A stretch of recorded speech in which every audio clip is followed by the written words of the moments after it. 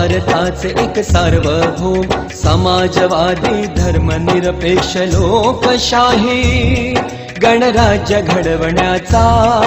व त्याच्या सर्व नागरिकास सामाजिक आर्थिक व राजनैतिक न्याय विचार अभिव्यक्ती विश्वास श्रद्धा व उपासना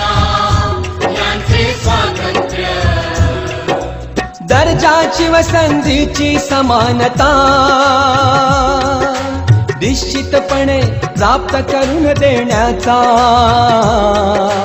आणि त्या सर्वांमध्ये व्यक्तीची प्रतिष्ठा व राष्ट्राची एकता आणि एकात्मता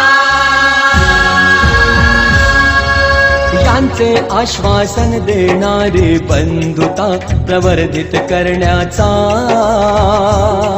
संकल्पपूर्वक निर्धार करून आमच्या संविधान